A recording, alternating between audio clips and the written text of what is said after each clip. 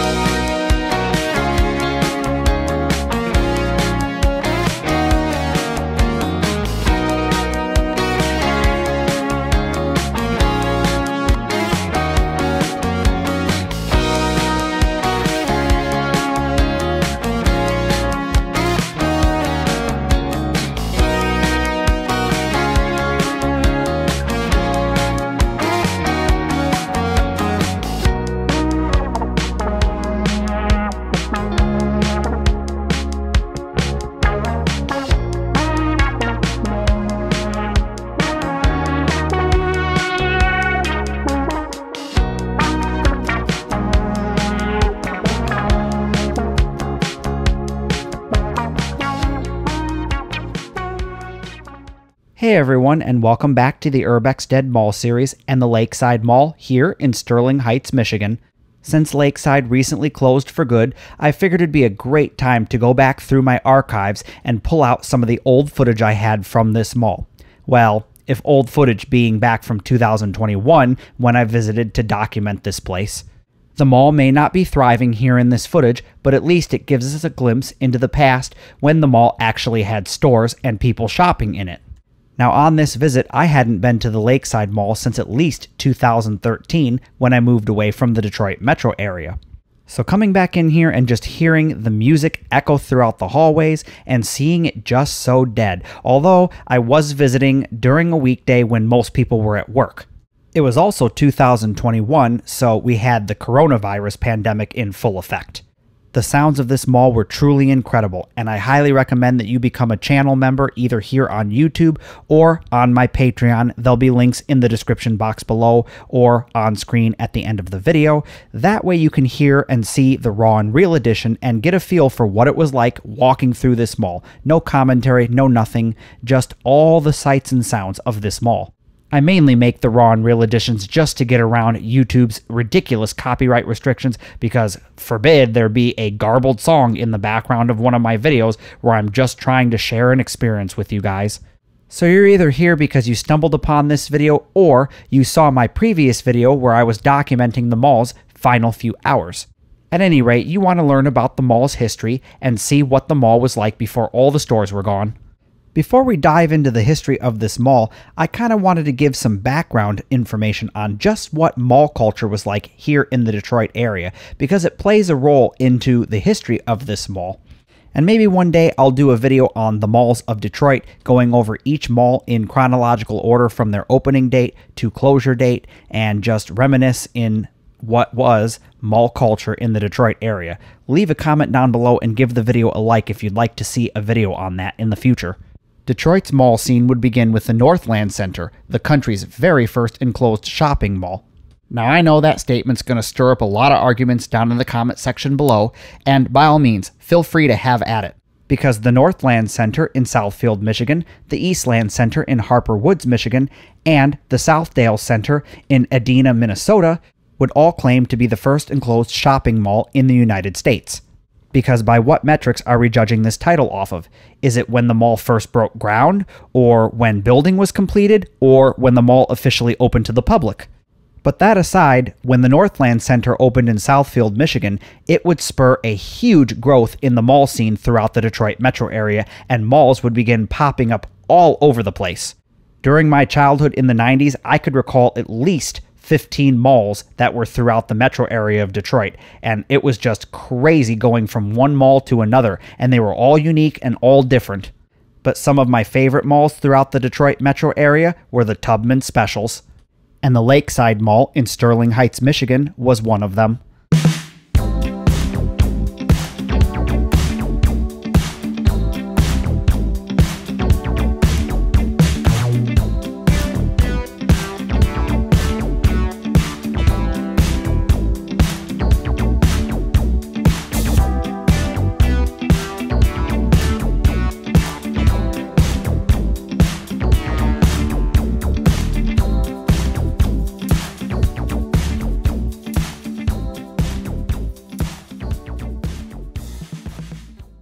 Developed by A. Alfred Tubman and Homart, Lakeside Mall would open on March 2nd of 1976 with 4 anchor stores. This would include Hudson's, Sears, Crowley's, and J.C. Penney's, with Lord & Taylor being added in 1978 as a 5th anchor.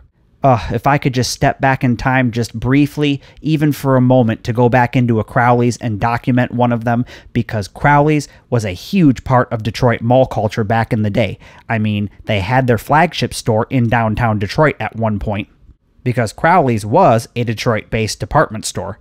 At the time, the Lakeside Mall was peak Tubman architecture and design, and even to this day, it still screams his style of design.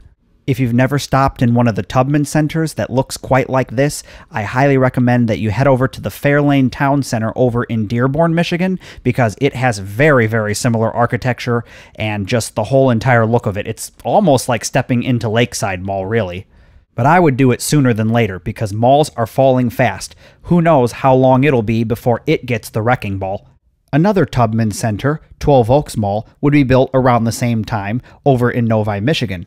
And although there are some resemblances to the Lakeside Mall and Fairlane Town Center, it still doesn't really retain all of the original architecture quite like Lakeside and Fairlane does. The ceiling's kind of just flat and doesn't have all of the awesome skylights like this mall does. I still recommend that you check out 12 Oaks Mall because it is definitely a thriving mall.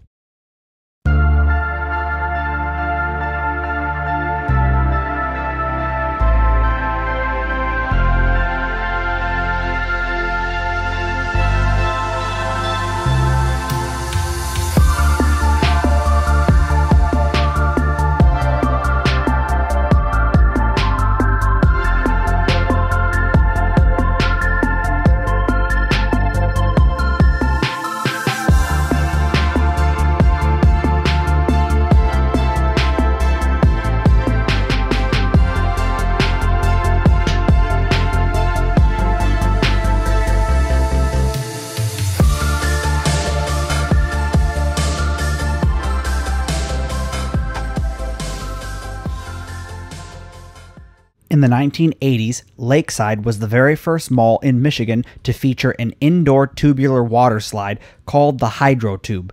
This water slide covered large areas of the mall, making it highly notable.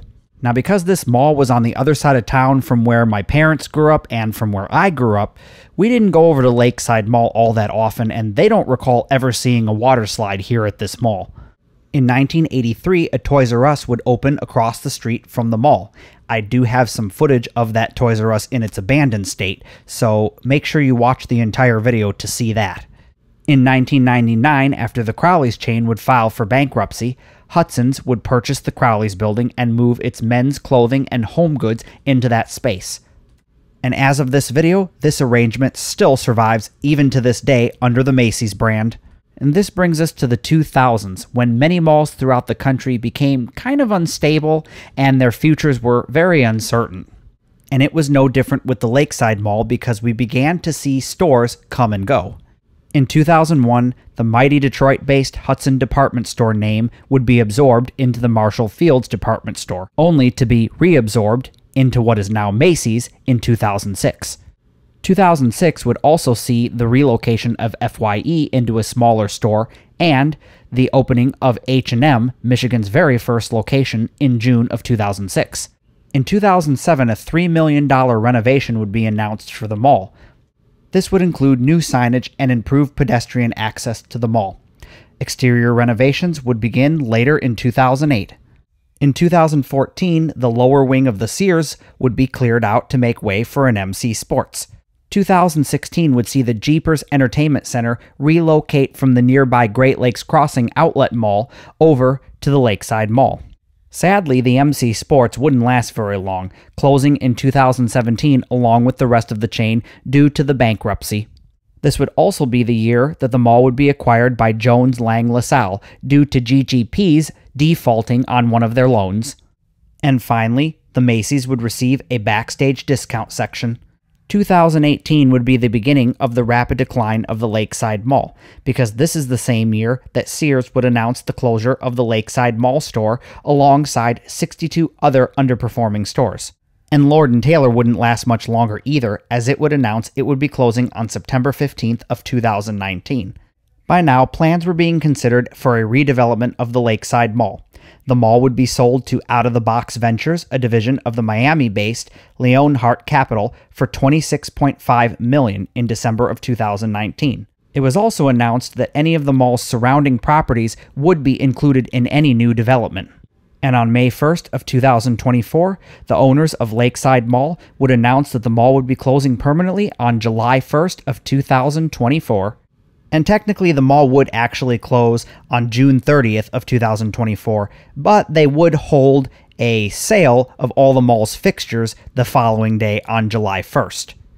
And yeah, that's the history of the Lakeside Mall in Sterling Heights, Michigan. Not too different from any of the other malls that I've covered here on this channel.